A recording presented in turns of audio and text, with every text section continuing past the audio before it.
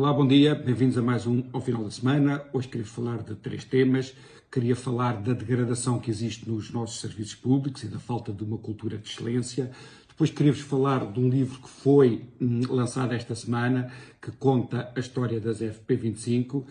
E por fim, queria-vos falar do melhor do 25 de Abril, que na minha opinião é Salgueiro Maia. Indo um bocadinho ao primeiro tema que eu queria falar, que tem a ver com a falta de uma cultura de excelência nos serviços. Sim, muitas vezes nós pensamos o que é que faz um país desenvolvido. Por exemplo, eu penso que Portugal precisaria de uma injeção, digamos assim, de mais liberalismo para fazer crescer a economia e assim se tornar um país mais desenvolvido. Mas não penso que esse é o motivo mais importante. Ou seja, uma injeção, digamos, de decência seria mais importante para o desenvolvimento do país do que uma injeção de liberalismo, que eu penso que seria benéfica. Eu há tempo estava numa discussão com um amigo facebookiano em que dizia quais eram as medidas que eu entendia que seriam boas para o país. E, portanto, eu falava dessas medidas, digamos, debaixo de um chapéu de chuva de liberalismo. Ele me dizia assim, as medidas que tu estás a dizer não são medidas forçosamente liberais, são sobretudo medidas de decência. E a propósito disto é que vos queria falar que esta semana foi nomeado um boy, daqueles boys puros, para diretor-geral da Segurança Social. Eu quero falar deste caso específico, mas não quero, obviamente, fazer aqui um tiro ao homem, porque este caso, para mim, é chocante, mas é chocante enquanto representativo do tipo de cultura que nós desenvolvemos. Ora bem, se nós olharmos para a Segurança Social como uma empresa, a Segurança Social movimenta à volta de 30 mil milhões. Ou seja, se nós pensarmos se a Segurança Social fosse uma empresa, seria bem maior do que a Galp ou do que a EDP. Portanto, se nós pensarmos todas as nossas reformas, dependem daí. Para arranjarmos uma pessoa que vá dirigir toda essa máquina, iríamos pensar que iríamos buscar uma pessoa que fez um percurso de excelência na função pública. Iríamos buscar a melhor pessoa.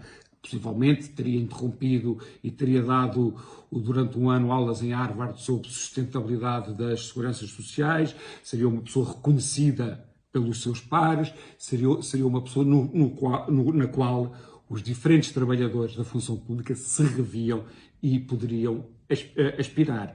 Porque a qualidade dos serviços públicos é uma coisa importantíssima, quer, sobretudo, para nós, cidadãos que os utilizamos, quer, inclusivamente, para quem lá trabalha, para que se sinta devidamente valorizado. Um exemplo que correu bem foi quando Paulo Macedo chegou à Direção-Geral dos Impostos. Portanto, as pessoas viram que ele foi uma pessoa competente, foi uma pessoa que puxou muito e que apostou muito nos diferentes trabalhadores e, obviamente, que houve uma subida qualitativa. Paulo Macedo foi o caso de uma pessoa que veio de fora, mas dentro dos próprios serviços há pessoas de qualidade que podem assim subir. Ora bem, Tiago Preguiça, o nome também não ajuda, e se virem o rosto dele também não ajuda, embora as pessoas não têm culpa nem pelo nome, nem pela cara que têm. É um miúdo de 34 anos, que fez as juventudes socialistas todas, que foi boy de gabinetes, que é agora a pessoa que foi nomeada, sem qualquer concurso, sem nada, para dirigir aquilo que possivelmente é a direção do Estado mais importante.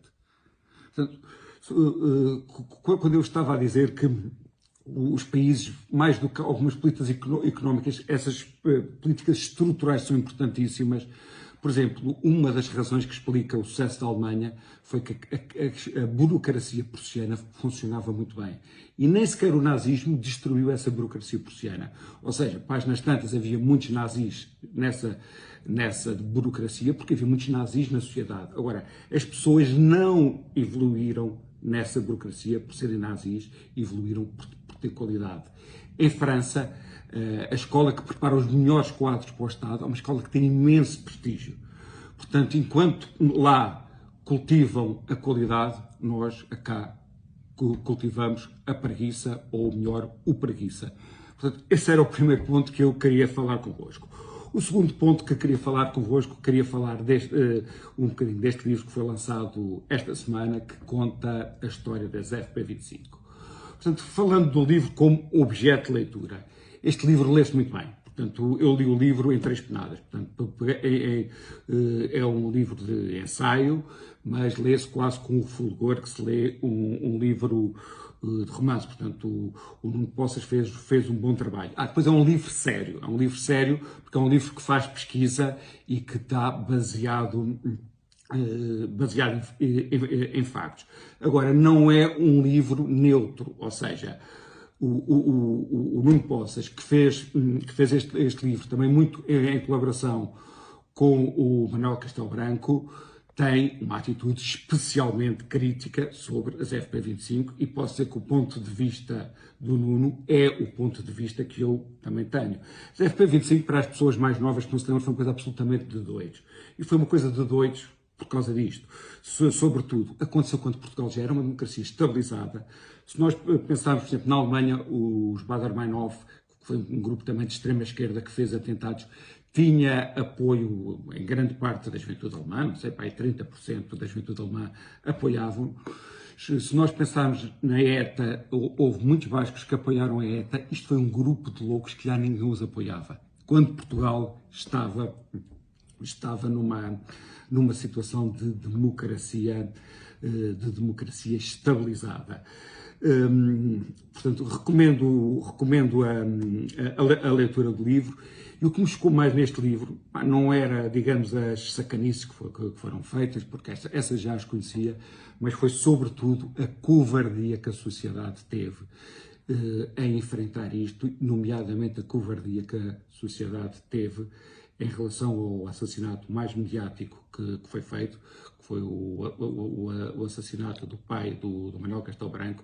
Gaspar Castelo Branco era um alto funcionário da República Portuguesa, era a pessoa que tutelava os serviços prisionais e o Estado, que tinha aqui uma hipótese de mostrar que tinha uma réstia de dignidade, neste processo teve muito pouca dignidade. Portanto, também não quero que o facto de eu estar a referir este livro que entre naquela lógica de, portanto, os tipos da esquerda são maus, os tipos da direita são bons, este é um pontinho a provar aqueles que são maus, depois há pessoas que vão arranjar pontinhos a provar que são bons. Não é essa a abordagem que eu quero fazer. Quero utilizar também este livro para ser um alerta para tudo o que são extremismos. Quando as pessoas passam de debater ideias a querer a eliminação física do adversário, é uma coisa arrepiante. Nós vivemos de tempos historicamente relativamente calmos. Vivemos um período que eu penso que, ainda sem chegar a estes pontos, que as posições se tendem a extremar. Penso que olharmos para isto, vendo quais são os limites que deve ter um debate político, um debate cívico, é uma coisa importantíssima, que isto nos sirva de lição para tudo o que nós queremos repudiar.